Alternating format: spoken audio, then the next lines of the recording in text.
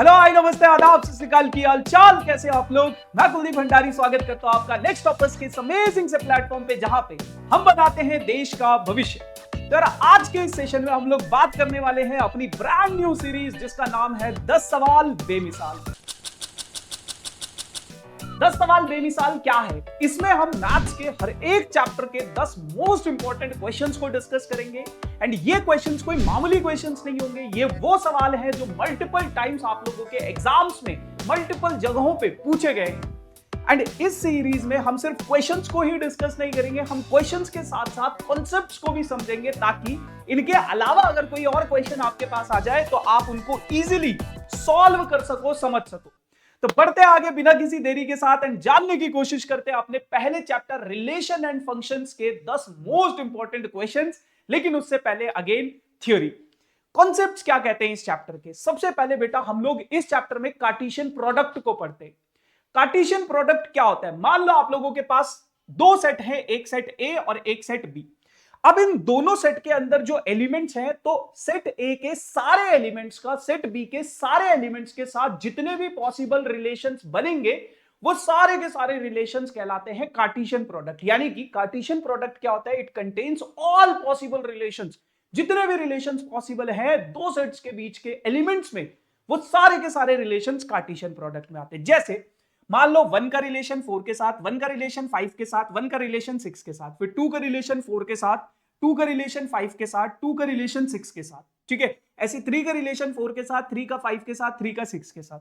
तो इसमें सभी प्रकार के पॉसिबल रिलेशंस आ जाते हैं। अब ये तो हो गई बेटा इसकी रोस्टर फॉर्म, ये तो हो गई इसकी रोस्टर फॉर्म।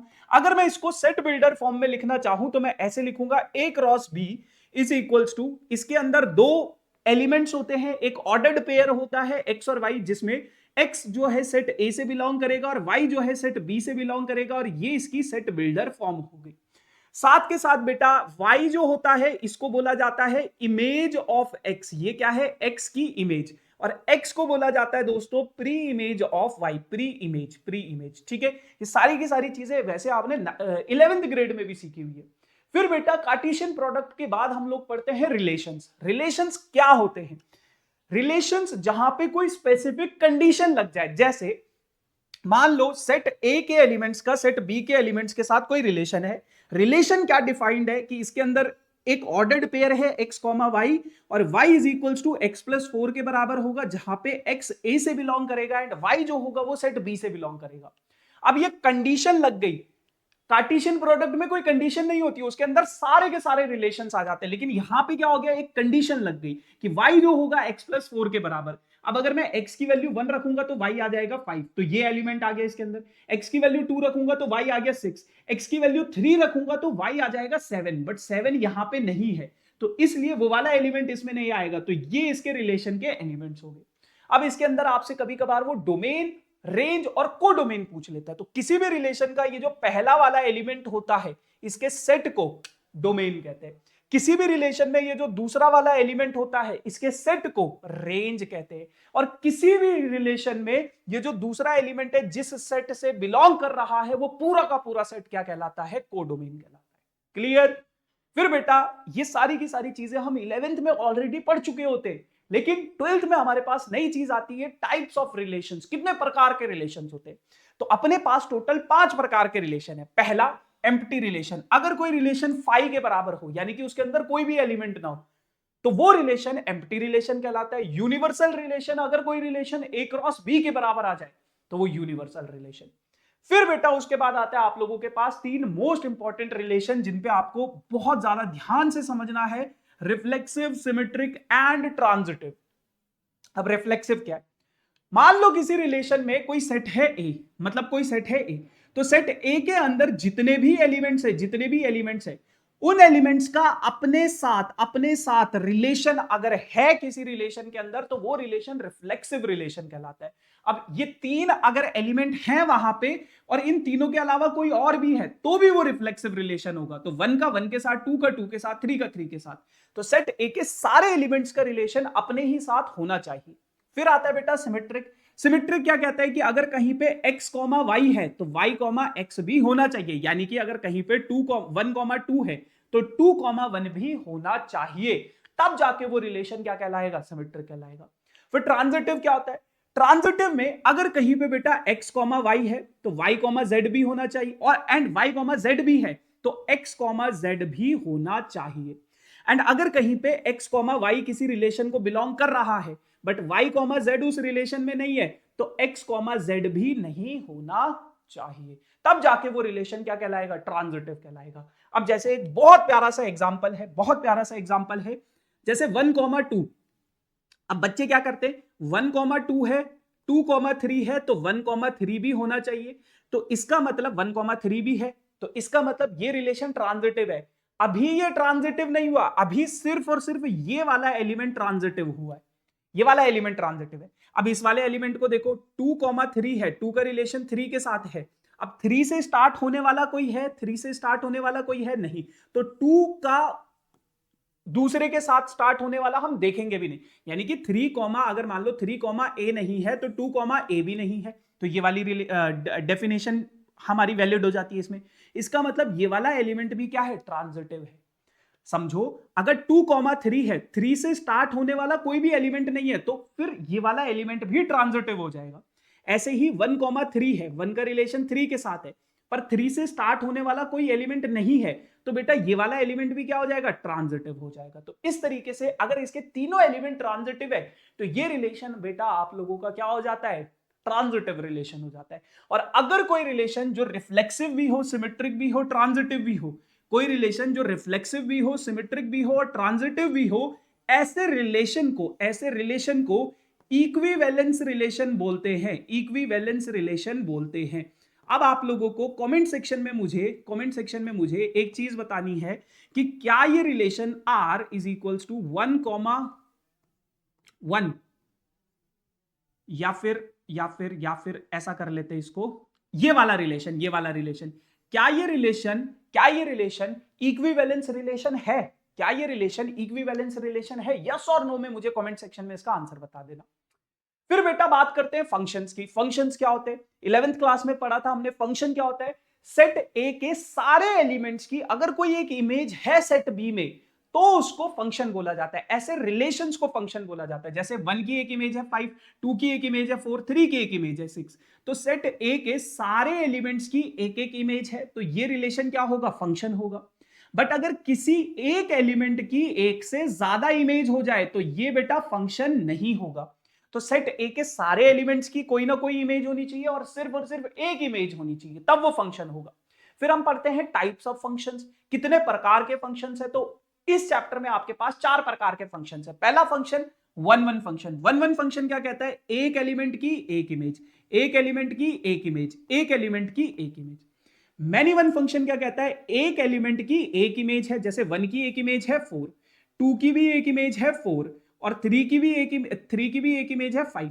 लेकिन अगर आप देखोगे ये 4 जो है ये 1 की भी इमेज है 2 की भी इमेज है, यहां पे 4 जो है सिर्फ 2 की इमेज है, 5 जो है सिर्फ 1 की इमेज है, 6 जो है सिर्फ 3 की इमेज।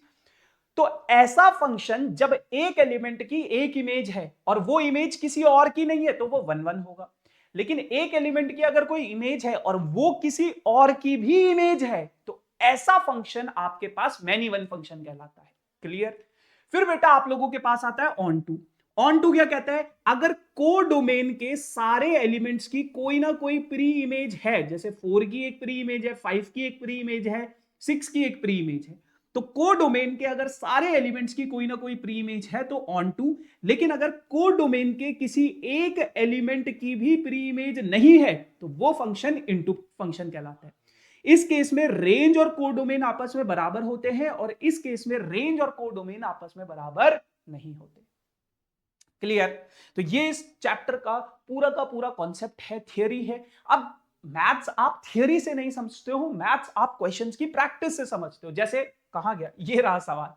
सवाल क्या कहता है, सवाल कहता है आप लोगों के पास कि ए आपके पास इसके अंदर 2 एलिमेंट्स हैं, find the number of reflexive relation from A to B. अब एनसीईआरटी में कहीं पे भी इस चीज का जिक्र नहीं किया गया है कि कितने नंबर ऑफ रिफ्लेक्सिव रिलेशंस है, बट आप लोगों के एग्जाम्स में वो पूछता है कि कितने नंबर ऑफ रिफ्लेक्सिव रिलेशंस बन सकते हैं। तो ये हो जाता है बेटा 2 की power n into n minus 1, इतने नंबर ऑफ रिफ्लेक्सिव रिलेशंस है। तो अब आप लोग कमेंट सेक्शन में मुझे जरा इसका आंसर बता दो। ये हो जाएगा आपके पास एलिमेंट्स कितने हैं यहाँ पे 2, तो 2 की power n into n minus 1, तो ये हो जाएगा 2 की पावर 2 इंटू 2 माइनस 1 यानी कि 1, तो 2 की पावर 2 की पावर 2, तो 2 की पावर 2 कितना हो जाएगा 4, 2 की पावर 2 कितना हो जाएगा 4। सीबीएसई 2023 का सवाल। फिर बेटा अगला सवाल क्या कहता है, a relation R in set A, कोई रिलेशन आर है किसी सेट ए में, सेट ए क्या दिया गया है 1, 2, 3 इज डिफाइंड एज दिस, ये रिलेशन दिया गया है, ये रिलेशन दिया गया है। सीबीएसई 2022 का सवाल है, क्या कहता है, which of the following ordered pair in R shall be removed to make it equivalence relation। सबसे पहले तो ये देखो क्या ये रिलेशन अभी इक्विवेलेंस रिलेशन है या नहीं है। तो अगर मैं बात करूं इक्विवेलेंस रिलेशन क्या होता है, जो रिफ्लेक्सिव भी हो। रिफ्लेक्सिव के लिए क्या होना चाहिए, 1 का इमेज 1 के साथ होना चाहिए, 2 का रिलेशन 2 के साथ होना चाहिए, 3 का रिलेशन 3 के साथ होना चाहिए। ये सेट ए के एलिमेंट्स है, तो 1, 1, 2, 2 और 3, है, रिफ्लेक्सिव तो है।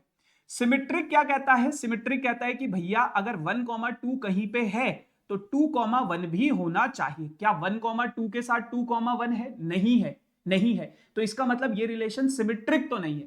तो अगर मैं इस वाले एलिमेंट को रिमूव कर दूं, उसने बोला कि इस रिलेशन से मैं कौन सा एलिमेंट रिमूव कर दूं कि ये रिलेशन आपका इक्विवेलेंस रिलेशन बन जाएगा।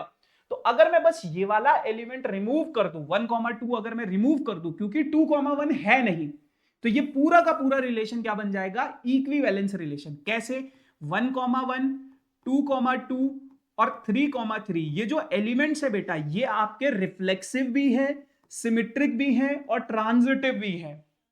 तो दैट मींस ये जो बचा हुआ रिलेशन होगा ये आपका इक्विवेलेंस रिलेशन होगा। तो आपको क्या हटाना पड़ेगा, 1, 2।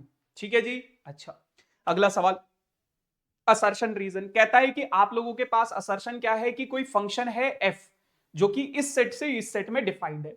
अब फंक्शन के अंदर ये एलिमेंट्स दिए गए हैं, ये एलिमेंट्स दिए गए, और वो कहता है कि ये फंक्शन जो है बाइजेक्टिव फंक्शन है। अब बाइजेक्टिव फंक्शन क्या होता है, यहीं पे समझ लो, यहीं पे समझ लो।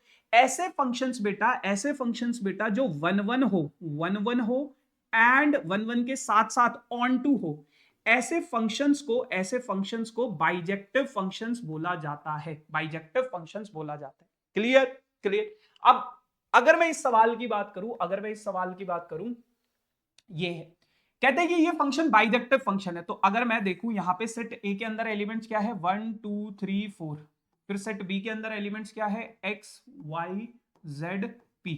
तो कहता है 1 का रिलेशन x के साथ ठीक है, 2 का रिलेशन y के साथ ठीक है, 3 का रिलेशन z के साथ ठीक है। उसने बोला कि ये रिलेशन बाइजेक्टिव है। अब ये तो फंक्शन भी नहीं है, क्योंकि 4 की तो कोई भी इमेज नहीं बन रही है, 4 की कोई भी इमेज नहीं बन रही है, तो ये तो फंक्शन ही नहीं है हमारा। तो इसका मतलब क्या है, असर्शन जो होगा वो गलत हो जाएगा, क्योंकि फंक्शन ही नहीं है, तो बाइजेक्टिव कैसे होगा। फिर बात करते हैं रीजन की, the function from 1, 2, 3 to x, y, z, p is this is 1, 1 function. कहता है कि अगर 1, 2, 3 इसका जो फंक्शन बन रहा है x, y, z और p के साथ, 1 का रिलेशन x के साथ, 2 का रिलेशन y के साथ, 3 का रिलेशन z के साथ।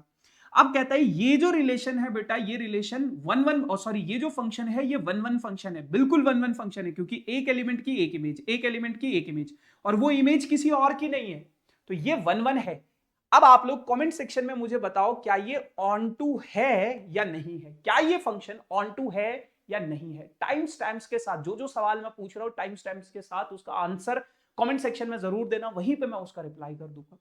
क्लियर, उससे मुझे भी आइडिया लग जाएगा कौन सा बच्चा कितनी अटेंटिवली क्लास को देख रहा है। तो रीजन बिल्कुल सही है, बट असर्शन जो है फॉल्स है, तो ऑप्शन नंबर डी इसका करेक्ट हो जाएगा। भैया क्या हम सिर्फ यही सवाल करेंगे, क्या हम सिर्फ इसी टाइप के क्वेश्चंस करेंगे, नहीं। अब आपके एग्जाम में 2 मार्कर क्वेश्चंस कैसे पूछे जाते हैं उस पर ध्यान दो। कहता है show that the relation R on R defined as R is reflexive and transitive but not symmetric। कहता है कि ये आपके पास एक रिलेशन है, रिलेशन क्या है, आर का आर पे। इसका मतलब क्या है, रिलेशन जो है आर का आर पे रिलेशन मतलब क्या है, रियल नंबर का रिलेशन है रियल नंबर्स के साथ। और रिलेशन को किस तरीके से डिफाइन किया गया है, ये कि a कॉमा b ये एक ऑर्डर्ड पेयर है इसमें, और a जो है आगे वाला जो है वो b से पीछे वाले से छोटा होगा या उसके बराबर हो सकता है, ये रिलेशन है। अब उसने बोला है इसको शो करो कि ये रिफ्लेक्सिव है, ट्रांजिटिव है, बट सिमेट्रिक नहीं है। तो सबसे पहले हम बात कर लेते हैं बेटा रिफ्लेक्सिव की। रिफ्लेक्सिव आप कैसे शो करोगे? देखो क्वेश्चंस के थ्रू हम लोग सीखेंगे। रिफ्लेक्सिव रिलेशन क्या होता है? रिफ्लेक्सिव रिलेशन होता है जब सेट ए के एलिमेंट्स का, सारे के सारे एलिमेंट्स का अपने ही साथ कोई ना कोई रिलेशन हो।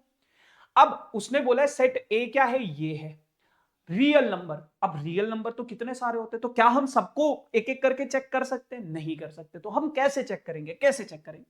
मैं कहता हूं कि यार मैंने एक एलिमेंट ले लिया, लेट एक्स जो है वो बिलोंग कर रहा है आपका किसी रियल नंबर से, रियल नंबर से बिलोंग कर रहा है, ठीक है, डोमेन से बिलोंग कर रहा है, किसी रियल नंबर यानी कि आपकी डोमेन से बिलोंग कर रहा है। अब मुझे क्या चेक करना है? क्या x का रिलेशन अपने ही साथ होगा? क्या x कॉमा x का रिलेशन अपने साथ होगा? तो आपको पता है बेटा x जो है वो x के बराबर होता है, x जो है वो अपने ही बराबर होगा। और मेरा रिलेशन क्या कहता है? मेरा रिलेशन कहता है कि आगे वाला एलिमेंट पीछे वाले के बराबर होगा या उससे छोटा होगा। तो ये इसके बराबर है, तो इसका मतलब क्या है? इसका मतलब क्या है? दिस इंप्लाइज कि x कॉमा x जो है वो बेटा इस रिलेशन आर से बिलोंग कर रहा है। क्योंकि ये रिलेशन क्या कहता है? ये रिलेशन कहता है या तो ए बी से छोटा होगा या तो बी के बराबर होगा। तो बी के मतलब ये ए जो है वो बी के बराबर है, आगे वाला पीछे वाले के बराबर है। तो इसका मतलब x कॉमा x जो है वो इस रिलेशन आर से बिलोंग कर रहा है। That means hence R is reflexive. तो इसका मतलब आर क्या है? एक रिफ्लेक्सिव रिलेशन है। आर क्या है? एक रिफ्लेक्सिव रिलेशन है। अब ऐसे ही बेटा हम लोग सिमेट्रिक और ट्रांजिटिव के लिए भी चेक कर लेंगे। अगर मैं बात करूं सिमेट्रिक की, सिमेट्रिक चेक कर लेते पहले, सिमेट्रिक है या नहीं। सिमेट्रिक देखो, सिमेट्रिक कैसे चेक करोगे? सिमेट्रिक के केस में फिर दोबारा से, क्योंकि बहुत सारे एलिमेंट्स है तो सबका मैं चेक नहीं कर सकता, तो मैंने क्या किया? मैंने कहा लेट एक्स कॉमा वाई दो एलिमेंट्स हैं, एक्स कॉमा वाई दो एलिमेंट्स है जो इस रिलेशन से बिलोंग कर रहे हैं। सिमेट्रिक रिलेशन क्या होता है कि एक ऐसा रिलेशन जिसमें अगर x कॉमा वाई है तो y कॉमा एक्स भी होना चाहिए। तो x कॉमा वाई इस रिलेशन से बिलोंग कर रहा है। इसका मतलब क्या होगा? इसका बहुत सिंपल सा मतलब है कि अगर x कॉमा वाई इस रिलेशन से बिलोंग कर रहा है तो x या तो y के बराबर होगा या तो y से छोटा होगा। x या तो y के बराबर होगा या तो y से छोटा होगा। अब बेटा आप लोग मुझे एक चीज बताओ कि जैसे अगर मान लो 1 है, 1 2 से छोटा है, 1 जो है वो 2 से छोटा है, तो क्या 2 1 से छोटा हो सकता है? नहीं होगा। तो इसका मतलब क्या है कि अगर x कॉमा वाई इस रिलेशन से बिलोंग कर रहा है, इसका मतलब क्या है? x y से क्या है? छोटा है। तो अब मैं एक चीज लिख सकता हूं, कि देयरफॉर y जो है वो x से छोटा नहीं होगा, y जो है वो x से छोटा नहीं होगा, y जो है वो x से छोटा नहीं होगा, है ना? अगर y बड़ा है x से तो क्या वो y x से छोटा हो सकता है? नहीं होगा। तो इसका मतलब क्या है कि y कॉमा x जो है वो इस रिलेशन r से बिलोंग नहीं कर रहा। और अगर y इस रिलेशन r से बिलोंग नहीं कर रहा है तो hence r is not symmetric. अब इनको हम एग्जांपल्स के थ्रू भी समझ सकते हैं। जैसे मैं कोई भी रियल नंबर ले लूं, कोई भी रियल नंबर उठा लूं, 1 उठा लूं, 0.1 उठा लूं या फिर 1/2 उठा लूं, कोई भी रियल नंबर, ये 1 के बराबर होता है, तो क्या ये इस रिलेशन को डिफाइन कर रहा है? हाँ, क्योंकि दोनों 1 का रिलेशन 1 के साथ हो सकता है, 0.1 का 0.1 के साथ हो सकता है, 1/2 का रिलेशन 1/2 के साथ हो सकता है, क्योंकि उसने बोला ये दोनों या तो आपस में बराबर होना चाहिए या तो आगे वाला पीछे वाले से छोटा होना चाहिए। अब बेटा सिमेट्रिक के केस में क्या है? 1,2 तो इस रिलेशन में होगा। क्यों? क्योंकि आगे वाला पीछे वाले से छोटा होना चाहिए। पर क्या 2,1 इस रिलेशन को डिफाइन करेगा? क्या 2,1 इस रिलेशन से बिलोंग करेगा? नहीं। क्यों? क्योंकि आगे वाला पीछे वाले से छोटा होना चाहिए, यहां पे आगे वाला बड़ा है। क्लियर? ठीक है। फिर अपने पास आखिरी में आ जाता है ट्रांजिटिव रिलेशन। अब ट्रांजिटिव कैसे प्रूव करोगे उसको भी समझ लो। ट्रांजिटिव के लिए मैं क्या करता हूं? मैं ऐसे दो एलिमेंट्स ले लेता हूं। मैं कहता हूं कि लेट x कॉमा वाई जो है वो इस रिलेशन से बिलोंग कर रहा है, एंड y कॉमा z जो है वो भी इस रिलेशन से बिलोंग कर रहा है। x comma y and y comma z जो है ये दोनों के दोनों इस रिलेशन r से बिलोंग कर रहे हैं। अब अगर x कॉमा वाई इस रिलेशन से बिलोंग करेगा तो इसका मतलब क्या है, इसका मतलब है x की वैल्यू y से छोटी या y के बराबर होनी चाहिए, x की वैल्यू y से छोटी या y के बराबर होनी चाहिए। एंड इसका मतलब क्या है, y की वैल्यू z के बराबर या z से छोटी होनी चाहिए, छोटी होनी चाहिए। अब अगर मैं इन दोनों स्टेटमेंट्स को देखूं, बेटा x जो है वो y से छोटा है, y जो है वो z से छोटा है, तो क्या मैं ये लिख सकता हूं x जो होगा वो z के बराबर या z से छोटा होगा? भैया x जो है वो y से छोटा है, y जो है वो z से छोटा है, तो x भी तो z से छोटा होगा। इसका मतलब क्या है, इसका मतलब क्या है कि x कॉमा z भी इस रिलेशन R से बिलोंग कर रहा है। कैसे? जैसे x कॉमा वाई, अगर मेरे पास a कॉमा b है, अगर वो इस रिलेशन R से बिलोंग कर रहा है तो इसका मतलब क्या होता है, आगे वाला पीछे वाले से छोटा होगा। अगर x कॉमा z भी इस रिलेशन R से बिलोंग कर रहा है तो इसका मतलब क्या होगा, x जो होगा वो z से छोटा होगा। और मैंने ये चीज प्रूव कर दी, तो इसकी जगह पे मैं ये लिख सकता हूं, जैसे इसकी जगह पे मैं ये लिख सकता हूं वैसे ही इसकी जगह पे ये भी लिखा जा सकता है। तो इसका मतलब R जो है, hence R is transitive relation, transitive relation. R जो है हमारा ट्रांजिटिव भी है, तो आर हमारा रिफ्लेक्सिव हो गया, ट्रांजिटिव हो गया, बट सिमेट्रिक नहीं। क्लियर? अगला सवाल बहुत प्यारा सा ये सवाल है। ये सवाल क्या कहता है, if R is a relation defined on a set of natural number, natural numbers पे कोई रिलेशन डिफाइन किया गया है और कहा गया है क्या कि x कॉमा वाई दो ऑर्डर्ड पेयर है, एक ऑर्डर्ड पेयर है, x जो है वो भी नेचुरल नंबर से बिलोंग कर रहा है, y जो है वो भी नेचुरल नंबर से बिलोंग कर रहा है, एंड 2x प्लस 4 जो है वो 24 के बराबर है। ये आपके पास रिलेशन है। अब उसने क्या बोला है, उसने क्या बोला है, find domain range of the relation and also whether R is an equivalence relation और नॉट। आर क्या है, एक इक्विवेलेंस रिलेशन है या नहीं है, ये भी बताना है। बेटा आपके पास रिलेशन क्या है, नेचुरल नंबर्स का नेचुरल नंबर्स पे, रिलेशन क्या है, नेचुरल नंबर का नेचुरल नंबर पे, यानी कि सेट ए जो है वो नेचुरल नंबर है, सेट बी जो है वो भी नेचुरल नंबर है। अब नेचुरल नंबर क्या होते हैं, नेचुरल नंबर बेटा 1 से स्टार्ट होते हैं, 1 2 3 4 5 चलते जाते हैं, बहुत ज्यादा आगे तक इन्फिनिटी तक जाते हैं। अब मैं यहां पे बारी बारी से, आपके पास इक्वेशन क्या है, y is equals to, sorry हाँ, y is equals to x 24 minus 2x हो जाएगा, y is equals to 24 minus 2x हो जाएगा, है ना। y की वैल्यू ये आ जाएगी, y की वैल्यू ये आ जाएगी, y की वैल्यू ये आ जाएगी, हाँ 2x को उधर भेजोगे। अब अगर मैं बारी बारी से x की जगह पे 1 सब्सटीट्यूट करूंगा तो y की वैल्यू कितनी आ जाएगी, 24 माइनस 2 यानी कि 22 आ जाएगा। x की जगह पे अगर मैं 2 सब्सटीट्यूट करूंगा तो y की वैल्यू कितनी आ जाएगी, 20 आ जाएगी। x की जगह पे अगर मैं 3 सब्सटीट्यूट करूंगा तो y की वैल्यू कितनी आ जाएगी, 18 आ जाएगी। x की जगह पे अगर मैं 4 सब्सटीट्यूट करूंगा तो y की वैल्यू कितनी आ जाएगी, 16 आ जाएगी। x की जगह पे अगर मैं 5 सब्सटीट्यूट करूंगा तो y की वैल्यू कितनी आ जाएगी बेटा, आपके पास 14 आ जाएगी। x की जगह पे अगर मैं 6 सब्सटीट्यूट करूंगा तो y की वैल्यू 12 आ जाएगी। x की जगह पे अगर मैं 7 सब्सटीट्यूट करूंगा तो y की वैल्यू कितनी आ जाएगी, 10 आ जाएगी। x की जगह पे अगर मैं 8 सब्सटीट्यूट करूंगा तो y की वैल्यू कितनी आ जाएगी, 8 आ जाएगी। x की जगह पे अगर 9 सब्सटीट्यूट करोगे तो y की वैल्यू कितनी आ जाएगी, 6 आ जाएगी। ऐसे ही x की जगह पे अगर 10 सब्सटीट्यूट करोगे तो y की वैल्यू कितनी आ जाएगी, 4 आ जाएगी। x की जगह पे 11 सब्सटीट्यूट करोगे तो y की वैल्यू कितनी आ जाएगी, 2 आ जाएगी। x की जगह पे 12 सब्सटीट्यूट करोगे तो y की वैल्यू कितनी आ जाएगी, 0 आ जाएगी। x की जगह पे 14 सब्सटीट्यूट करोगे तो y की वैल्यू कितनी आ जाएगी बेटा, आपके पास -2 आ जाएगी। अब ध्यान से सुनो, x की वैल्यू बेटा क्योंकि नेचुरल नंबर से उठानी है तो 1 ले सकता हूं, 2 3 4 5 6 7 8 कुछ भी ले सकता हूं। तो x की वैल्यू मैंने 1 ली, 2 ली, 3 ली, 4 ली, 5 ली, 6 7 8 9 10 11 12 13 सॉरी 13 14 कुछ भी ले सकता हूं। तो ऐसे ही बेटा y जो है वो आपका यहां से आएगा, y भी नेचुरल नंबर है तो नेचुरल नंबर भी क्या होना चाहिए, 1 2 3 कोई नेचुरल नंबर होना चाहिए। ये एक नेचुरल नंबर है, ये भी ये भी ये भी ये भी ये भी ये भी ये भी ये भी ये भी नेचुरल नंबर है, ये भी नेचुरल नंबर है, पर क्या ये एक नेचुरल नंबर है, नहीं। तो ये बेटा इस रिलेशन से बिलोंग नहीं करेगा। x तो नेचुरल नंबर है पर y नेचुरल नंबर नहीं आ रहा है, ये भी इस रिलेशन से बिलोंग नहीं कर रहा है। तो सिर्फ यही आपके पास पॉसिबल रिलेशंस होंगे। क्या आपका जो रिलेशन बनेगा, अगर मैं इसको रोस्टर फॉर्म में लिखूं तो 1 का रिलेशन देखो 22 के साथ, फिर बेटा 2 का रिलेशन 20 के साथ, फिर बेटा 3 का रिलेशन 18 के साथ, फिर बेटा 4 का रिलेशन 4 का रिलेशन 16 के साथ, 5 का रिलेशन 14 के साथ, 6 का रिलेशन 12 के साथ, 7 का रिलेशन 10 के साथ, 8 का रिलेशन 8 के साथ, 9 का रिलेशन 6 के साथ, है ना, 9 का 6 के साथ, 10 का रिलेशन 4 के साथ और 11 का रिलेशन 2 के साथ। सिर्फ इतने ही पॉसिबल रिलेशंस हैं।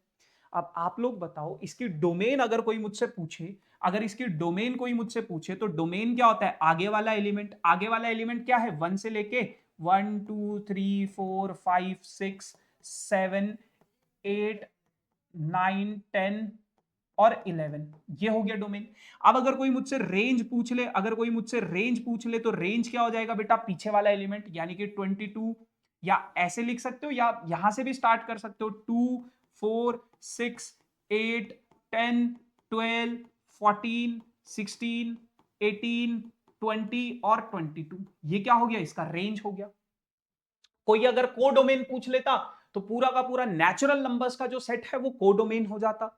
अब उसने ये पूछा है क्या ये रिलेशन इक्विवेलेंस रिलेशन है या नहीं है। सबसे पहले समझो, देखो 1 का रिलेशन 1 के साथ है कहीं पे? नहीं है। 2 का रिलेशन 2 के साथ है कहीं पे? नहीं। तो ये रिफ्लेक्सिव तो नहीं है। तो रिफ्लेक्सिव नहीं है तो इसका मतलब इक्विवेलेंस भी नहीं होगा। सिमेट्रिक भी चेक कर लेते हैं, 1,22 है पर क्या 22,1 है कहीं पे? नहीं है। तो इसका मतलब सिमेट्रिक भी नहीं है, सिमेट्रिक भी नहीं है। ठीक है। अगर कोई मुझसे पूछ लेता है क्या ये ट्रांजिटिव है, क्या ये ट्रांजिटिव है, तो एक बहुत छोटा सा एग्जांपल हम देख लेते हैं 7,10 का। 7 का रिलेशन किसके साथ है? 10 के साथ है। 10 का रिलेशन किसके साथ है? 4 के साथ है।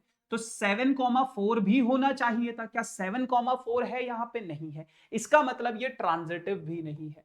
तो ना तो ये रिफ्लेक्सिव है, ना सिमेट्रिक है, ना ट्रांजिटिव है, तो इक्विवेलेंस भी नहीं हुआ। ठीक है जी, चलो अगला सवाल। अगला सवाल, अब बहुत बार आप लोगों के पास फंक्शंस को प्रूफ करने को बोलता है कि ये वन वन फंक्शन है, ऑन टू फंक्शन है, इसको आप प्रूफ करो। कैसे प्रूफ करोगे? कैसे प्रूफ करोगे? देखो ध्यान से, सीबीएसई 2023 का सवाल है। कहता है कि मान लो आपके पास ये एक फंक्शन है और इस टाइप के क्वेश्चंस आते हैं आपके पास। फंक्शन जो है यहां से लेके यहां तक डिफाइन है। ये पूरा का पूरा सेट जो है ये क्या है? डोमेन है। डोमेन है ना। और ये जो है ये बेटा इसका कोडोमेन है। कोडोमेन है। कहता है फंक्शन क्या है? फंक्शन ये है। अब ये फंक्शन बेटा आपका one one function, onto function है या नहीं है, वो चीज आपको प्रूव करनी है। ठीक है। कैसे करोगे? ध्यान से समझो। देखो कभी भी अगर हम वन वन फंक्शंस को देखते हैं, वन वन फंक्शंस को प्रूव करना है, अगर हमें वन वन फंक्शन बताना है कि ये फंक्शन वन वन है या नहीं है, किस तरीके से बताओगे? किस तरीके से बताओगे? यहां पे हम लोग दो एलिमेंट्स, हमेशा ऐसे ही करना, हमेशा हम लोग दो एलिमेंट्स ले लेंगे, x1 and x2। Let x1 and x2, let x1 and x2 दो एलिमेंट्स हैं जो कि आपके बिलोंग कर रहे हैं कहां से? डोमेन से। जो कि आपका कहां से बिलोंग करेंगे? आपके डोमेन से। आपने दो एलिमेंट्स लिए x1 और x2, वो कहां से बिलोंग कर रहे हैं? आपके डोमेन से। अब सच दैट, फिर अगली स्टेटमेंट होगी सच दैट ये जो fx1 होगा बेटा, ये हम मान के चल रहे कि fx1 और fx2 आपस में बराबर होंगे। f ऑफ x1 और f ऑफ x2 बराबर होंगे। हर सवाल में जब भी आप वन वन प्रूफ करोगे तो ऐसे ही करना है, ऐसे ही करना है। अब बेटा f ऑफ x1 का क्या मतलब है? x की जगह पे x1 लिख दो, यानी कि 4 इंटू में x की जगह पे x1 डिवाइडेड बाई 3 इंटू में x की जगह पे x1 plus 4 is equals to 4 into में x की जगह पे x2 अपॉन में 3 x की जगह पे x2 प्लस 4। ये हो गया।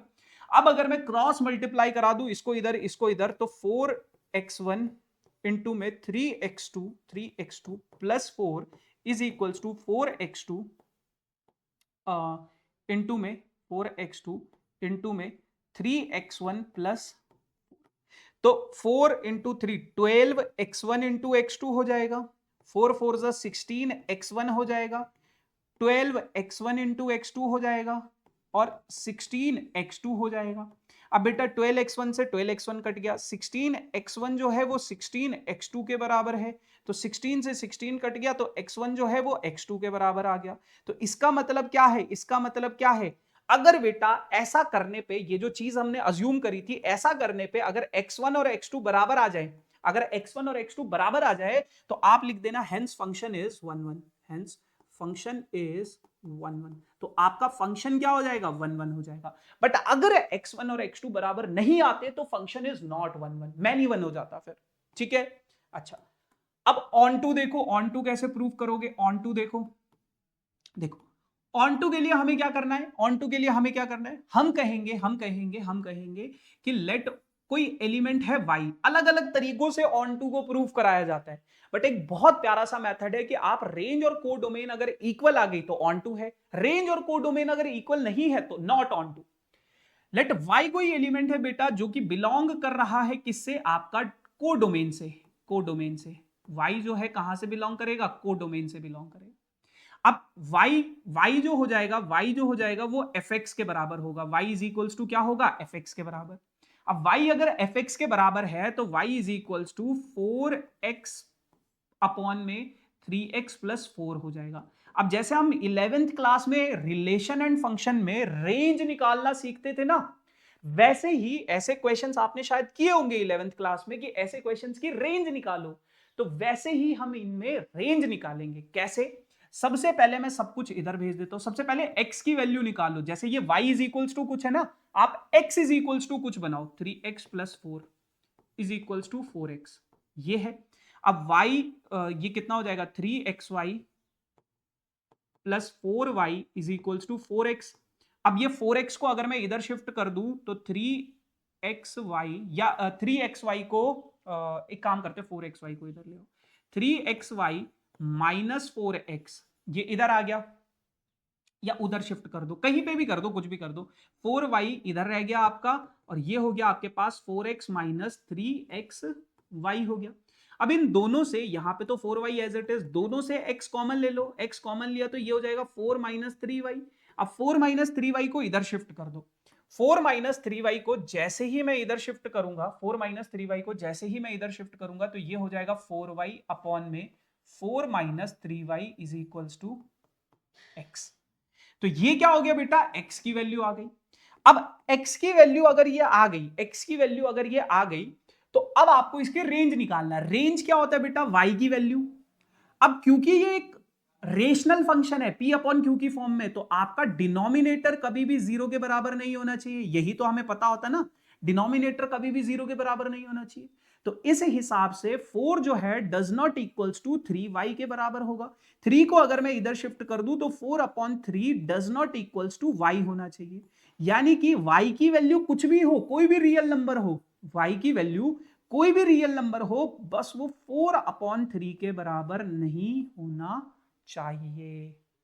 तो ये जो y होता है यही तो हमारी रेंज होती है, यही तो हमारी रेंज होती है, ये जो y है यही तो हमारी रेंज है। तो इस फंक्शन की रेंज क्या है, 4r माइनस 4/3। और इस फंक्शन की कोडोमेन क्या है, कोडोमेन है रियल नंबर। कोडोमेन क्या है, रियल नंबर, रियल नंबर। तो इसका मतलब रेंज और कोडोमेन आपस में बराबर नहीं है, और रेंज अगर कोडोमेन के बराबर नहीं होगी तो इसका मतलब function is not onto, function is not onto, function जो है ऑन टू नहीं है, इनटू है। क्लियर इतनी बात। तो ऐसे आपको अपने इन सवालों को सॉल्व करना होता है बेटा।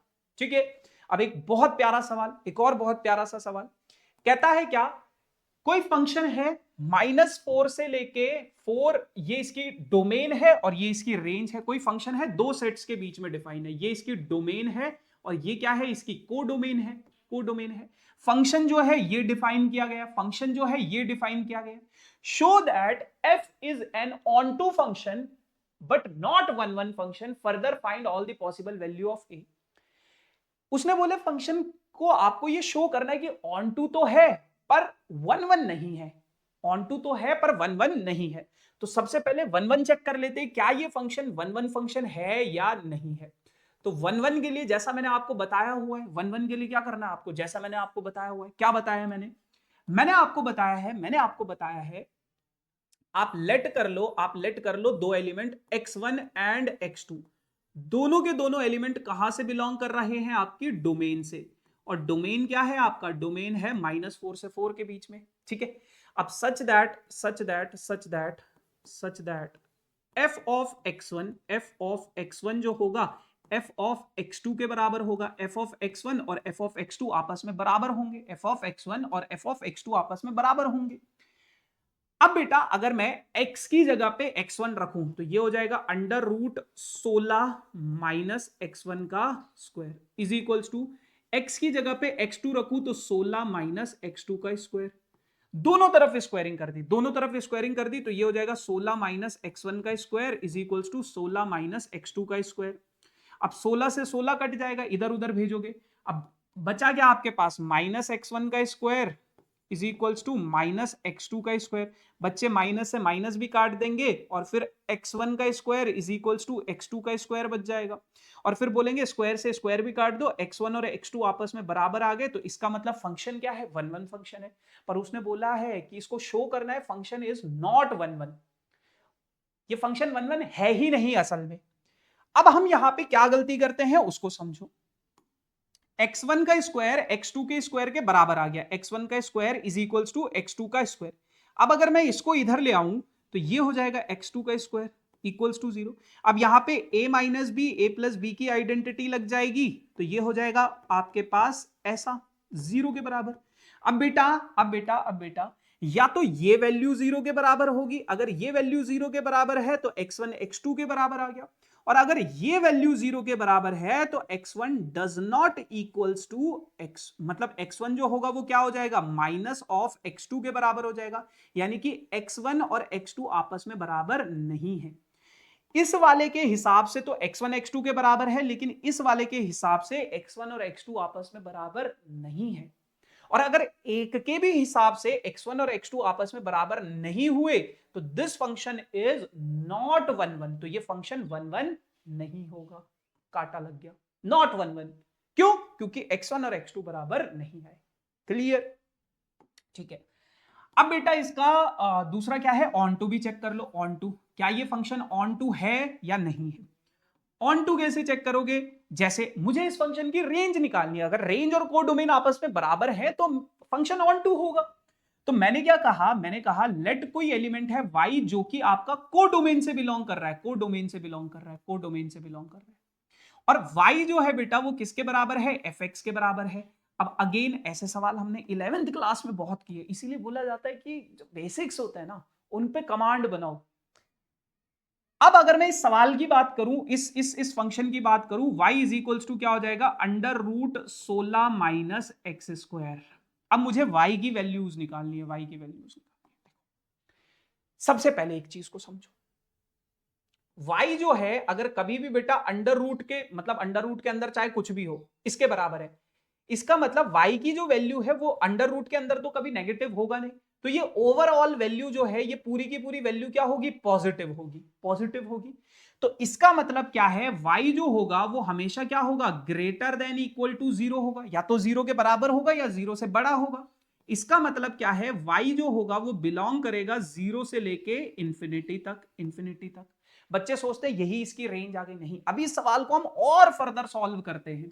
ठीक है, फिर बेटा अगर मैं दोनों तरफ y स्क्वायर कर दूं, एक कंडीशन तो ये मिली है, ये अभी मुझे सिर्फ एक कंडीशन मिली है, अभी मैंने बस y के लिए कंडीशन लगाई है, अभी अंडर रूट के अंदर जो है उसकी कंडीशन नहीं लगी है। तो y स्क्वायर जो होगा वो 16 माइनस एक्स स्क्वायर हो जाएगा। एक्स स्क्वायर इधर भेजो, y को उधर भेजो, तो x square is equals to 16 minus y square हो जाएगा। अब x की वैल्यू जो होगी वो क्या हो जाएगी, under root 16 minus y square हो जाएगा। अब बेटा जैसे मैंने पिछले सवाल में x निकाला था ना, जैसे पिछले सवाल में x निकाला था, तो ऐसे ही मुझे हर सवाल में x निकालना पड़ेगा। अब अगर मैं इसके हिसाब से देखूं, अब अगर मैं इसके हिसाब से देखूं तो आपको पता है अंडर रूट के अंदर, अंडर रूट के अंदर कभी भी नेगेटिव नहीं आएगा। इसका मतलब क्या है, 16 माइनस वाई स्क्वायर जो है वो ग्रेटर देन इक्वल टू 0 है, 16 माइनस वाई स्क्वायर जो है वो ग्रेटर देन इक्वल टू 0 है। अब अगर मैं इस इनइक्वालिटी को सॉल्व करूं, 4 square minus y square greater than equal to 0, 4 minus y into में 4 plus y is greater than equal to 0। अब ऐसे सवाल शायद आपने लीनियर इनइक्वालिटी में सॉल्व किए होंगे 11th क्लास। ठीक है, अगेन लेकिन मैं आपको समझा रहा हूं कि कैसे क्या चीज करनी है। एक नंबर लाइन है, ऐसे नंबर लाइन खींचो, माइनस इंफिनिटी। अब सबसे पहले इनके क्रिटिकल पॉइंट्स निकालो। अगर मैं इसको 0 के इक्वल रखूंगा तो y की वैल्यू आ जाएगी 4, इसको 0 के इक्वल रखूंगा तो y की वैल्यू आ जाएगी -4। तो क्रिटिकल पॉइंट्स आ गए -4 और 4, क्रिटिकल पॉइंट्स निकाल लिए।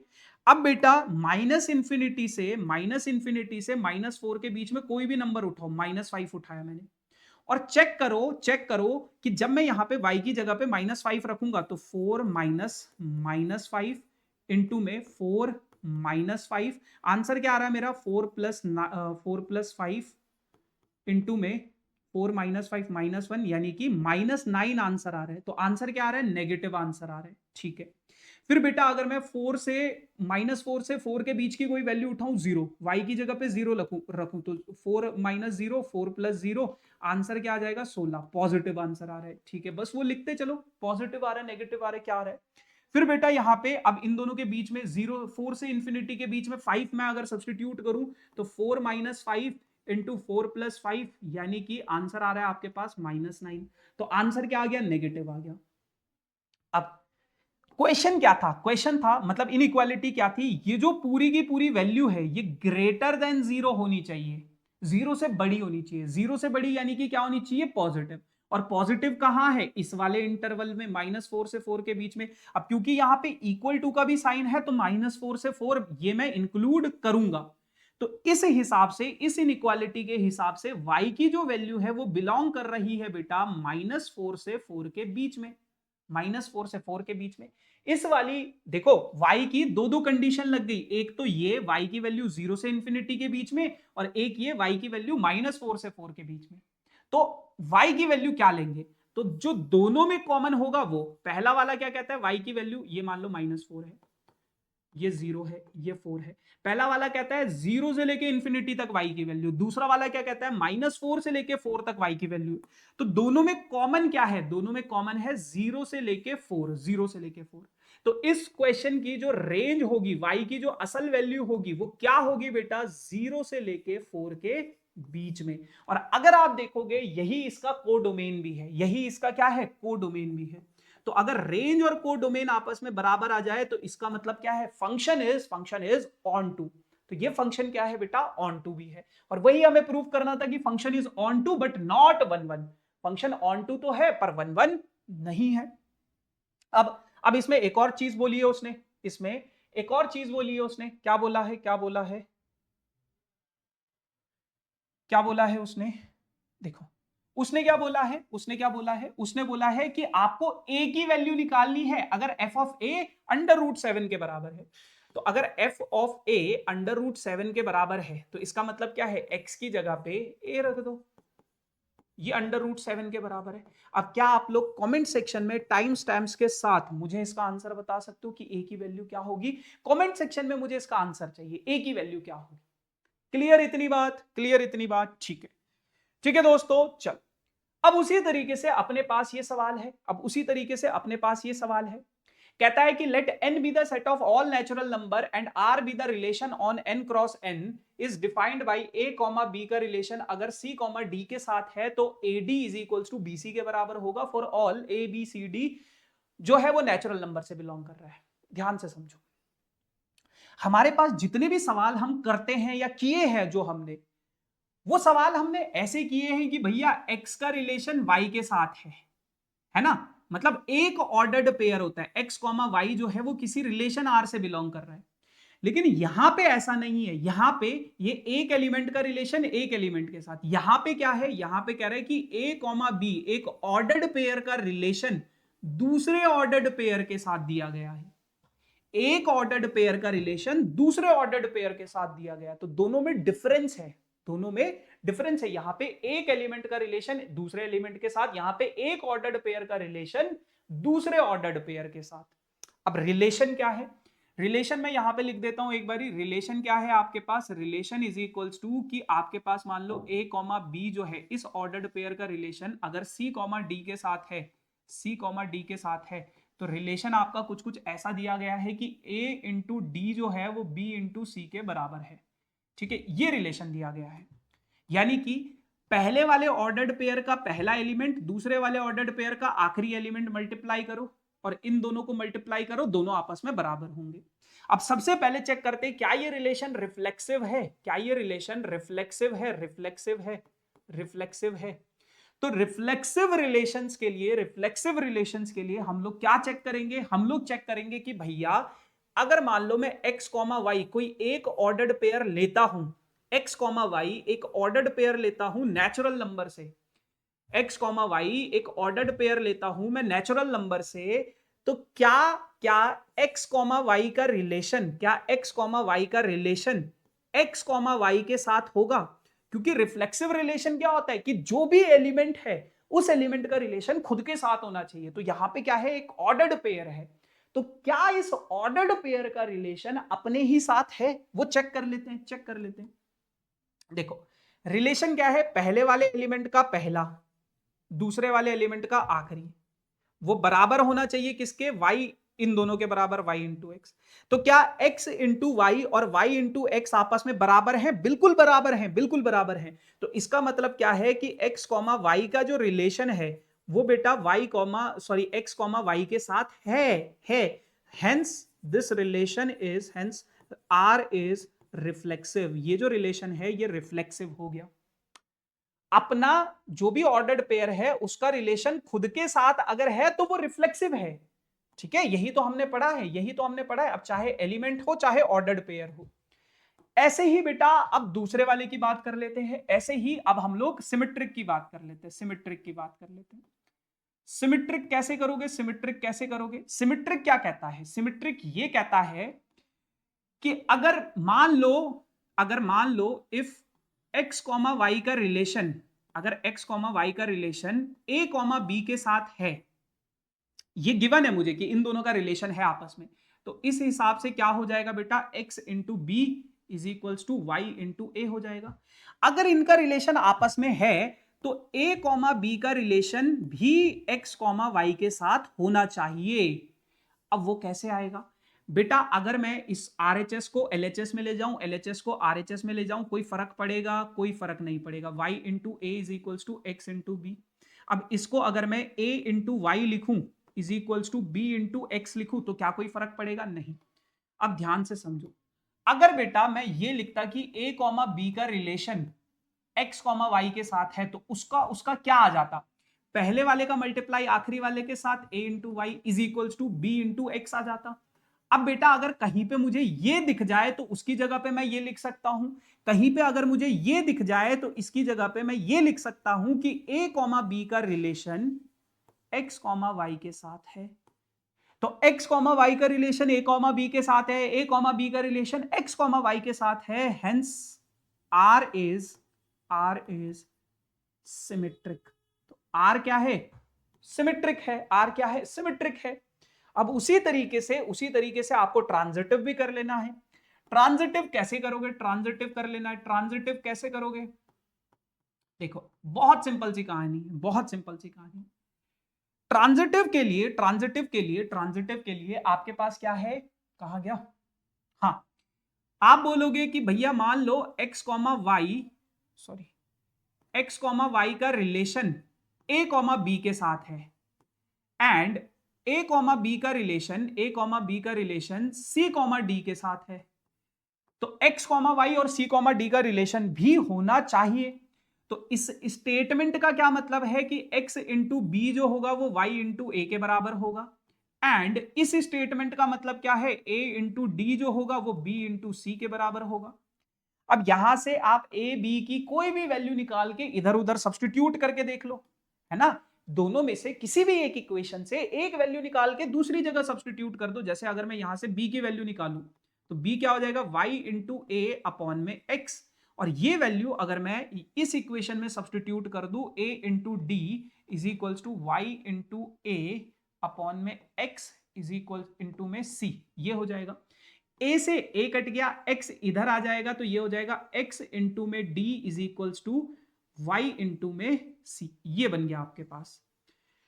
अब बेटा अगर x कॉमा वाई का रिलेशन मान लो c कॉमा डी के साथ होता, अगर होता तो उसको मैं कैसे लिखता, उसको मैं लिखता x into D is equals to Y into C, ऐसे लिखता। तो कहीं पे अगर ये दिख जाए तो इसकी जगह पे ये लिख सकते हैं, कहीं पे अगर ये दिख जाए तो इसकी जगह पे मैं ये लिख सकता हूं कि x कॉमा वाई का रिलेशन जो है वो c कॉमा डी के साथ है। तो इसका मतलब क्या है, hence r is transitive also, r जो है वो ट्रांजिटिव भी है, ट्रांजिटिव भी है। क्लियर? ठीक है। अब बेटा आपसे आपसे उसने इक्विवेलेंस क्लास भी पूछी है। इक्विवेलेंस क्लास क्या होता है? इसका इक्विवेलेंस क्लास मैं आपको थोड़ी देर में समझाऊंगा, थोड़ा सा कॉम्प्लेक्स है, लेकिन उससे पहले दूसरे वाले सवाल का इक्विवेलेंस क्लास मैं आपको बता दूंगा, है ना। उससे पहले मैं दूसरे वाले सवाल का इक्विवेलेंस क्लास में आपको बताऊंगा। 2 सवाल बचे, ठीक है। उससे पहले मैं आपको दूसरे वाले क्वेश्चन का इक्विवेलेंस क्लास बता दूंगा, ठीक है। ठीक है, चलो जी आ जाओ।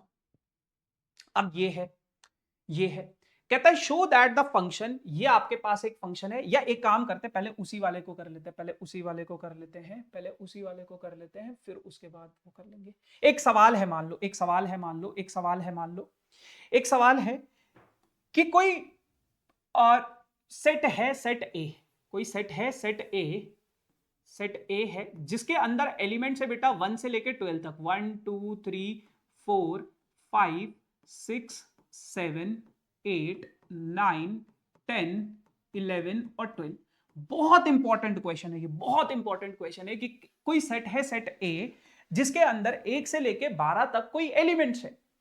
अब आपके पास एक रिलेशन दिया गया है आर एक रिलेशन है कि इसके अंदर 2 एलिमेंट्स है, एक है A comma B, such that A minus B का जो मॉड है is divisible by 4, is divisible by 4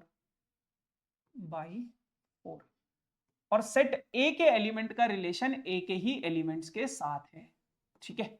ये सवाल है, आपको बोला गया है आर को इक्विवेलेंस रिलेशन प्रूफ करो और फिर इक्विवेलेंस क्लास का कॉन्सेप्ट भी यहां पे सीख लेंगे। देखो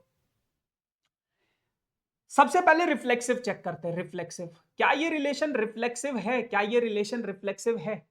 रिफ्लेक्सिव के लिए कैसे चेक करेंगे, देखो हमें हर एक एलिमेंट को सब्स्टिट्यूट करके नहीं देखना है, 1,1 2,2 नहीं। मैं क्या करूंगा कि मैंने 2 एलिमेंट ले लिए, x कॉमा मतलब x एक एलिमेंट ले लिया और वो बिलोंग कर रहा है बेटा सेट ए से। अब क्या x का रिलेशन x के साथ है, क्या x कॉमा x के लिए अगर मैं चेक करूं क्या x का रिलेशन x के साथ है, तो आगे वाले एलिमेंट और पीछे वाले एलिमेंट का जो डिफरेंस है, आगे वाले एलिमेंट और पीछे वाले एलिमेंट का जो डिफरेंस है उसका जो मॉड होगा क्या आ जाएगा, 0। क्या ये 0 4 से डिविजिबल है, इज डिविजिबल बाई 4। क्या ये 0 4 से डिविजिबल है, बिल्कुल 0 4 से डिविजिबल है। 0 तो हर एक नंबर से डिविजिबल होता है, तो 0 जो है वो 4 से डिविजिबल है। इसका मतलब क्या है, hence R is reflexive. R क्या है, रिफ्लेक्सिव रिलेशन है। क्यों, क्योंकि ये 0 जो है वो x का रिलेशन x के साथ है।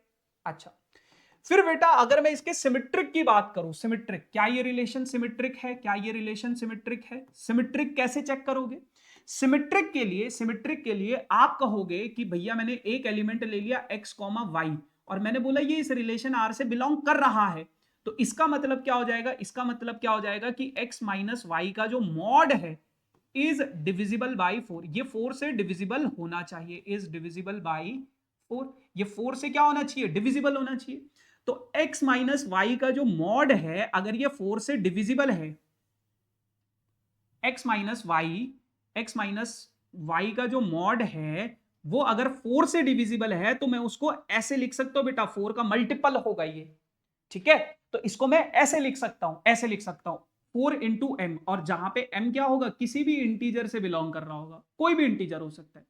अब बेटा अगर मैं यहां से नेगेटिव साइन कॉमन ले लूं, नेगेटिव साइन कॉमन ले लूं तो ये क्या हो जाएगा, y माइनस एक्स का mod is equals to 4m, है ना। अब मॉड के अंदर कभी भी नेगेटिव आता है तो वो उसको पॉजिटिव बना देता है, नेगेटिव साइन हट जाता है, नेगेटिव साइन हट जाता है, तो y माइनस एक्स का मॉड जो होगा वो भी 4m के बराबर है। इसका मतलब क्या है, क्या मैं इसको ऐसे लिख सकता हूं, y माइनस एक्स का जो मॉड है is divisible by 4, is divisible by 4, वो 4 से डिविजिबल है। तो इसका मतलब क्या है, इसका मतलब क्या है, जैसे x कॉमा वाई आर से बिलोंग कर रहा था उसको मैंने ऐसे लिखा, तो y कॉमा एक्स जो है, y कॉमा एक्स जो है, अगर वो भी r से बिलोंग करता तो उसको कैसे लिखता कि y माइनस एक्स का मॉड इज डिविजिबल बाई 4। तो y माइनस एक्स का मॉड इज डिविजिबल बाई 4 है, तो इसकी जगह पे मैं ये लिख सकता हूं कि y कॉमा एक्स भी इस रिलेशन r से बिलोंग कर रहा है। और अगर x कॉमा वाई भी इस रिलेशन से बिलोंग कर रहा है, y कॉमा एक्स भी इस रिलेशन से बिलोंग कर रहा है, तो इसका मतलब क्या है? This relation is what? This relation is symmetric. ठीक है, अब बात कर लेते हैं ट्रांजिटिव की। अब बात कर लेते हैं ट्रांजिटिव की। ट्रांजिटिव रिलेशंस क्या है? ट्रांजिटिव रिलेशंस क्या है? ट्रांजिटिव रिलेशंस क्या है उसको समझते हैं। मान लो कोई एक एलिमेंट है x कॉमा वाई, वो किसी रिलेशन r से बिलोंग कर रहा है। ठीक है, अब अगर वो किसी r रिलेशन से बिलोंग कर रहा है एंड y कॉमा z जो है वो भी इस रिलेशन r से बिलोंग कर रहा है, तो मैं कैसे करूंगा? x कॉमा वाई का मतलब क्या है? x माइनस वाई का जो मॉड है वो 4 से डिविजिबल है, तो उसकी जगह पे ये लिख सकता हूं एंड y कॉमा जेड भी अगर उस रिलेशन से बिलोंग कर रहा है तो y माइनस जेड का जो मॉड है वो भी 4 से डिविजिबल है, तो उसकी जगह पे ऐसे लिख सकता हूं, जहां पे m और n क्या है? दो इंटीजर्स है। अब बेटा देखो, अगर कभी भी मॉड x a के बराबर हो और मॉड हटाना हो तो वो हो जाएगा बेटा प्लस माइनस a के बराबर। तो x माइनस वाई से अगर मैं मॉड हटाना चाहूं तो ये क्या हो जाएगा? प्लस माइनस 4m के बराबर। एंड y माइनस जेड से अगर मैं मॉड हटाना चाहूं तो वो हो जाएगा बेटा प्लस माइनस 4n के बराबर। ठीक है, x minus y plus minus 4m के बराबर and y minus z plus minus 4n के बराबर। अब उसके बाद x माइनस वाई और इन दोनों इक्वेशंस को अगर मैं ऐड कर दूं, y माइनस जेड को अगर मैं ऐड कर दूं, तो इधर क्या है? Plus minus 4m plus minus 4n, ये हो गया। y से y कट गया तो x माइनस जेड जो होगा is equals two plus minus 4, अगर मैं कॉमन ले लूं तो ये हो जाएगा m प्लस n बच जाएगा। अब m प्लस n दोनों के दोनों इंटीजर्स है, तो इसकी जगह पे मैं कोई नया इंटीजर लिख सकता हूं, मान लो मैंने लिख दिया p। अब बेटा प्लस माइनस a अगर x के बराबर है तो a की वैल्यू क्या हो जाएगी? मॉड x के बराबर। प्लस माइनस 4p अगर इसके बराबर है तो प्लस माइनस अगर मैं हटा दूं तो इधर क्या करना पड़ेगा? मॉड लेना पड़ेगा। इसका मतलब क्या है? x minus Z is divisible by 4, x minus Z is divisible by, x minus Z का मॉड इज डिविजिबल बाई 4। और इसका मतलब क्या है? Divisible by 4। इसका मतलब यह है कि x minus x comma Z जो है वो भी आपका इस रिलेशन r से बिलोंग कर रहा है। तो आपके पास क्या था कि x कॉमा वाई इस r से बिलोंग कर रहा है, y कॉमा जेड इस r से बिलोंग कर रहा है, और आपने ये प्रूफ कर दिया कि x कॉमा जेड भी इस रिलेशन r से बिलोंग कर रहा है। इसका मतलब रिलेशन जो है वो इक्विवेलेंस रिलेशन है। अब अगर कोई रिलेशन इक्विवेलेंस रिलेशन होता है तो उसकी इक्विवेलेंस क्लास भी निकाली जा सकती है। इक्विवेलेंस क्लास, अब इक्विवेलेंस क्लास क्या होती है? जो ये सेट ए था, इस सेट ए के अंदर सॉरी जीरो भी इंक्लूडेड है इसमें, हाँ, इस सेट ए के अंदर जितने भी एलिमेंट्स है 0 1 2 3 4 5 6 7 8 9 10 11 और 12, आप हर एक एलिमेंट की इक्विवेलेंस क्लास निकाल सकते हो। जैसे मान लो मुझे इक्विवेलेंस क्लास ऑफ 2 निकालना है। 2 की इक्विवेलेंस क्लास को बेटा ऐसे रिप्रेजेंट करते हैं, सबसे पहले समझो ऐसे ही। इसका मतलब क्या है? Equivalence class of 2। अब 2 की इक्विवेलेंस क्लास में कैसे निकालूंगा उसको समझो। 2 की इक्विवेलेंस क्लास का मतलब क्या है? इसके अंदर वो सारे एलिमेंट्स आएंगे जो इस रिलेशन को डिफाइन कर रहे हैं, यानी कि 2 माइनस 6 अगर मैं करता हूं या 6 माइनस 2 का मॉड लेता हूं वो 4 आएगा। 2 का रिलेशन बेटा 10 के साथ हो सकता है क्योंकि 2 माइनस 10 क्या हो जाएगा? 8, वो भी 4 से डिविजिबल है, ये भी 4 से डिविजिबल है। लेकिन अगर 2,4 लेता हूं, इनका डिफरेंस क्या है? 2, क्या ये 4 से डिविजिबल है? नहीं। तो 2 का रिलेशन 4 के साथ बन सकता है, 10 के साथ बन सकता है, सॉरी 6 के साथ बन सकता है और 10 के साथ बन सकता है। तो ये 2 की इक्विवेलेंस क्लास हो गई। ऐसे ही अगर मान लो मेरे से 3 की इक्विवेलेंस क्लास पूछ ले तो इसके अंदर कौन से एलिमेंट आएंगे? 3 तो आएगा ही आएगा। अब 3 का डिफरेंस अगर मैं 7 के साथ लूंगा तो 4 आएगा, क्या ये 4 से डिविजिबल है? 3 का डिफरेंस अगर मैं 11 के साथ लूंगा तो 8 आएगा, क्या ये 4 से डिविजिबल है? तो 3 का रिलेशन 7 और 11 के साथ बन रहा है, तो ये इसकी इक्विवेलेंस क्लास हो गई। ऐसे ही आप लोग कमेंट सेक्शन में टाइम्स के साथ मुझे 0 की इक्विवेलेंस क्लास बताना। ठीक है दोस्तों, चलो अब एक आखिरी सवाल, अच्छा पहले वापस से इस वाले सवाल पे आ जाते हैं जिसकी इक्विवेलेंस क्लास हमसे पूछ ली गई थी, जिसकी इक्विवेलेंस क्लास हमसे पूछी गई थी 2,6 की इक्विवेलेंस क्लास हमें बतानी है। अब देखो सिंगल एलिमेंट अगर होता जैसे अभी जो सवाल था हमारे पास, अगर वैसा सवाल होता तो उसकी इक्विवेलेंस क्लास निकालना कोई मुश्किल काम नहीं था। लेकिन इनकी इक्विवेलेंस क्लास आप कैसे निकालोगे? इसके लिए बेटा आपको 2 ऑर्डर्ड पेयर की जरूरत है। यहां पे तो आपको एक ही ऑर्डर्ड पेयर दिया गया है, यहां पे क्या है, एक ही ऑर्डर्ड पेयर दिया गया है, एक ही ऑर्डर्ड पेयर दिया गया है। और जैसे क्या है, यहां पे आपके पास रिलेशन के अंदर 2 ऑर्डर्ड पेयर है, यहां पे एक ही ऑर्डर्ड पेयर का रिलेशन निकालना। आपको कैसे निकालोगे? देखो आप अगर 2,6 का रिलेशन अगर मैं मान लो एक रिलेशन लेता हूं, x y का एक रिलेशन लेता हूं 2,6 के साथ। अब इस रिलेशन के हिसाब से क्या हो जाएगा? इस रिलेशन के हिसाब से बेटा x इंटू 6 यानी कि 6x हो जाएगा, is equals to 2 into y, 2y हो जाएगा। 2 से कट करोगे तो ये 3 पे कट हो जाएगा, यानी कि 3x जो है बेटा y के बराबर हो जाएगा। 3x जो है वो किसके बराबर हो जाएगा? y के बराबर हो जाएगा। और यही इसकी इक्विवेलेंस क्लास होगी। आप x की वैल्यू को 1 रखोगे, आप अगर 2,6 की इक्विवेलेंस क्लास निकालना चाहते हो, कैसे निकालोगे? x की वैल्यू को 1 रखोगे तो y की वैल्यू 3 आ जाएगी, x की वैल्यू को 2 रखोगे तो y की वैल्यू 6 आ जाएगी, x की वैल्यू को 3 रखोगे तो y की वैल्यू 3 आ जाएगी। तो इन सबका रिलेशन इन सबके साथ हो जाएगा। कैसे? अगर आप इन दोनों का चेक करना चाहो, 1 इंटू 6, 3 इंटू 2 6, 2 इंटू 3 6, सॉरी 3 का रिलेशन x की जगह पे अगर मैं 3 रखूंगा तो y की जगह पे 9 आ जाएगा, 9 आ जाएगा। 2 इंटू 9 18, 6 इंटू 3 18।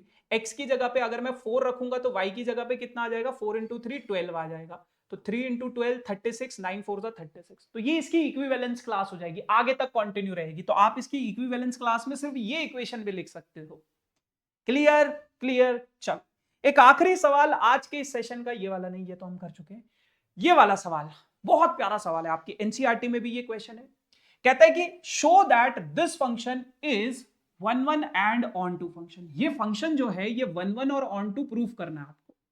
इसकी डोमेन दी गई है ये, और रेंज को डोमेन दी गई है ये। को डोमेन यानी कि कह रहा है कि x की वैल्यू -1 से लेके 1 के बीच में होनी चाहिए।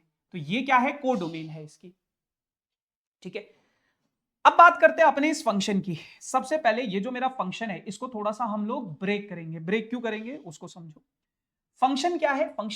fx जो है वो है बेटा x अपॉन में 1 प्लस में मॉड x। अब बेटा ये मॉड x, अगर x की वैल्यू ग्रेटर देन 0 है तो मॉड x किसके बराबर होगा? x के बराबर होगा। Mod x is equals to x। लेकिन अगर x की वैल्यू लेस देन 0 हो जाती है तो ये मॉड x किसके बराबर हो जाता है? -x के बराबर हो जाता है। इतनी बात समझ आई? ठीक है, तो मैं अभी वाला जो केस ले रहा हूं x की वैल्यू ग्रेटर देन 0 वाला ले रहा हूं, तो मॉड x की जगह पे मैंने क्या लिख दिया? x लिख दिया। अब अगर मैं अपना 1 1 कैसे चेक करते हैं? वैसे ही लेट x1 और x1 एंड x2 दो एलिमेंट्स है बेटा जो कि बिलोंग कर रहे हैं आपके डोमेन से। डोमेन क्या है? Real number. Such that f of x1 बराबर हो जाएगा f ऑफ x2 के। अब f ऑफ x1 क्या हो जाएगा? x1 अपॉन में 1 plus x1 is equals to x2 upon में 1 प्लस x2। इधर उधर अगर भेज के चीजों को सॉल्व करोगे तो ये हो जाएगा x1 इंटू में 1 plus x2 is equals to x2 into में 1 प्लस x1, और ये हो जाएगा बेटा x1 plus x1 into x2 is equals to x2 plus में x1 into x2। x1 x2 से x1 x2 कट गया, x1 और x2 आपस में बराबर आ गया। तो इसका मतलब क्या है? 1 1 है। बट अभी रुक जाओ, अभी हमें दूसरा वाला केस भी तो लेना है जब x की वैल्यू लेस देन 0 होगी। दूसरा वाला केस भी तो कंसिडर करना है। अगर x की वैल्यू लेस देन 0 है तो उस केस में मेरा फंक्शन जो है वो क्या बन जाएगा, x अपॉन में 1 माइनस एक्स। क्यों? क्योंकि मॉड x माइनस एक्स के बराबर हो जाता है। अब बेटा अगर मैं यहां पे वही चीज करूं, लेट x1 और x1 एंड x2 जो है वो बिलोंग कर रहा है आपका डोमेन से, such that f of x1 is equals to f of x2 के बराबर हो जाएगा। अब बेटा इस हिसाब से x1 अपॉन में 1 minus x1 is equals to x2 upon में 1 माइनस x2 हो जाएगा। अब इसको इधर भेजोगे तो ये हो जाएगा x1 इंटू में 1 minus x2 is equals to x2 into में 1 माइनस x1, ये हो जाएगा। x1 को 1 से मल्टीप्लाई कराओगे, x1 into x2 is equals to x2 minus x1 into x2, ये इससे कैंसिल हो गया, तो x1 और x2 आपस में बराबर आ गए। 1-1 प्रूफ करना कोई मुश्किल नहीं है, ऑन टू में दिक्कत आती है। तो 1-1 तो दोनों केसेस मैंने कंसिडर कर लिए, दोनों केसेस में ये क्या है, 1-1 है, 1-1 है। बट ऑन टू कैसे प्रूफ करोगे, ऑन टू कैसे प्रूफ करोगे, थोड़ा सा ध्यान और थोड़ा सा चीज को समझना। देखो, ऑन टू प्रूफ करने से पहले आपको एक चीज बताना चाहता हूं, ऑन टू प्रूफ करने से पहले आपको एक चीज बताना चाहता हूं। ऑन टू कैसे प्रूफ करोगे? देखो, ऑन टू के लिए आपको क्या चीजें समझनी है, सबसे पहले उसको समझो। एक एक एक एक फ्रैक्शन है, मान लो न्यूमरेटर अपॉन डिनोमिनेटर की कहानी को समझो। अगर बेटा एक कंडीशन याद रखना, अगर बेटा आपका न्यूमरेटर ग्रेटर देन डिनोमिनेटर होता है, अगर ऊपर वाला बड़ा होता है नीचे वाले से, जैसे ऊपर 2 है नीचे मान लो 1 है, ऊपर 3 है नीचे मान लो 2 है, तो ये वैल्यू हमेशा ग्रेटर देन 0 आएगी, ये वैल्यू हमेशा ग्रेटर देन 0 आएगी। तो अगर ऊपर वाला नीचे वाले से बड़ा है तो इसका मतलब ये जो फ्रैक्शन है बेटा ये हमेशा ग्रेटर देन 0 होगी, ये वैल्यू ये हमेशा ग्रेटर देन 0 होगा। लेकिन अगर बेटा ऊपर वाला मतलब ऊपर वाला नीचे वाले से छोटा हो जाए, अगर ऊपर वाला नीचे वाले से छोटा हो जाए, ऊपर वाला नीचे वाले से छोटा हो जाए मतलब इसका मतलब क्या है, इसका मतलब क्या है, जैसे मान लो 2/3 है ना, या फिर 4/5 है, तो अगर ऊपर वाला नीचे वाले से छोटा आ जाए तो ये वैल्यू बेटा हमेशा, ये वैल्यू हमेशा लेस देन 1 होती है, 1 से छोटी होती है। और ये दोनों केसेस तब हैं जब ऊपर भी पॉजिटिव हो और नीचे भी पॉजिटिव हो, ऊपर भी पॉजिटिव हो और नीचे भी पॉजिटिव हो, ये सिर्फ तभी पॉसिबल है।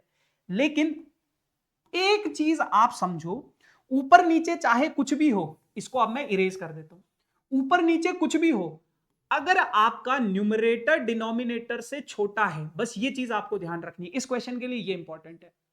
अगर बेटा आपका न्यूमरेटर डिनोमिनेटर से छोटा है, अगर आपका न्यूमरेटर डिनोमिनेटर से छोटा है, ऊपर वाला नीचे वाले से छोटा है, अब ऊपर पॉजिटिव भी आ सकता है नेगेटिव भी आ सकता है, नीचे पॉजिटिव भी आ सकता है नेगेटिव भी आ सकता है, सारे केसेस को कंसीडर करने के बाद आप एक निष्कर्ष पे पहुंचते हो कि ये पूरा का पूरा फ्रैक्शन जो है -1 से 1 के बीच में लाई करेगा। अगर ऊपर वाला वैल्यू नीचे वाले से छोटा है तो ये जो पूरा का पूरा फ्रैक्शन होता है वो -1 से 1 के बीच में होता है, चाहे आप करके देख लो, ऊपर वाला -2 है नीचे 3 है, ये वैल्यू बेटा -1 से छोटी है, -1 से सॉरी बड़ी है ना, -1 से क्या है, ये वैल्यू बड़ी है और 0 से छोटी है ना, चाहे आप 2/3 करो, ये वैल्यू अब 0 से बड़ी है लेकिन 1 से छोटी है। तो ये पूरी के पूरा फ्रैक्शन जो है, अगर ऊपर पॉजिटिव हो नेगेटिव हो कुछ भी हो, नीचे पॉजिटिव नेगेटिव कुछ भी हो, पूरा का पूरा फ्रैक्शन -1 से 1 के बीच में लाई करेगा। ये बात समझ आ गई? अब देखो, अब कुछ नहीं है, आपका फंक्शन क्या है, ये आपको पता होना चाहिए कि x जो होता है हमेशा मॉड x से छोटा या उसके बराबर होता है। x जो है वो मॉड x से छोटा या उसके बराबर होता है। कैसे? जैसे अगर मान लो 2 है तो 2 जो है मॉड ऑफ 2 क्या होगा, 2 के बराबर, तो 2 और मॉड ऑफ 2 क्या है, बराबर है। लेकिन -2 अगर मैं लूं और -2 का मॉड लूं, -2 का मॉड क्या हो जाता है, 2, तो इस केस में -2 का मॉड जो है वो बड़ा हो जाएगा -2 से। तो कोई भी नंबर x जो है वो अपने मॉड के बराबर होता है या उससे छोटा होता है, तो ये चीज मैंने लिख दी। अब अगर बेटा मान लो जैसे यहां पे 2 है, 2 इज इक्वल्स टू 2 है, अब अगर मैंने यहां पे 2 रखा और यहां पे 2 + 1 लिख दिया तो ये पूरी की पूरी वैल्यू बड़ी हो जाएगी ना, अगर मैं सिर्फ इधर की साइड ऐड करूंगा तो ये वैल्यू बड़ी हो जाएगी। तो मैंने क्या किया, इधर ऐड किया, सिर्फ इधर ऐड किया, मॉड x के साथ मैंने 1 ऐड कर दिया, तो ये पूरी की पूरी वैल्यू क्या हो जाएगी, बड़ी हो जाएगी। और अगर आप अपने सवाल में देखोगे, कि आपका ऊपर वाला वैल्यू नीचे वाले से क्या है, छोटा है, ऊपर वाला वैल्यू नीचे वाले से क्या है, छोटा है, तो आपका फंक्शन जो होगा, पूरा का पूरा फ्रैक्शन जो है, वो -1 से 1 के बीच में लाई करेगा। और इस पूरे के पूरे fx की वैल्यू, या इसको अगर मैं y के बराबर मान लूं, तो y की वैल्यू क्या आ गई, -1 से 1 के बीच में आ गई। तो इसका मतलब क्या है, इस फंक्शन की रेंज क्या हो जाएगी, रेंज हो जाएगी इस फंक्शन की -1 से लेके 1 के बीच में। और ये जो रेंज है, अगर आप देखोगे, यही आपकी कोडोमेन भी है, ये जो रेंज है यही आपकी कोडोमेन भी है। तो अगर रेंज और कोडोमेन आपस में बराबर आ गई, तो मतलब function is what, function is onto. ठीक है दोस्तों, तो ये थे आप लोगों के इस चैप्टर के कुछ 10 मोस्ट इंपॉर्टेंट क्वेश्चंस जो कि आप लोगों को जरूर प्रैक्टिस करने। उसके बाद एक आखिरी सवाल में हर सेशन में आपको दूंगा, जो कि क्वेश्चन नंबर 11 होगा। वो आप लोगों को कमेंट सेक्शन में उसका आंसर मुझे बताना है, इस क्वेश्चन को रीड करना, इसका आंसर मुझे बताना कमेंट सेक्शन में कि क्या इसका आंसर होगा। बाकी I hope you all enjoyed this session, मजा आया होगा आप लोगों को इस सेशन में। एंड ऐसे ही अब और भी सेशंस आप लोगों के लिए आते रहेंगे। ठीक है, so thank you so much, tata bye bye, good night.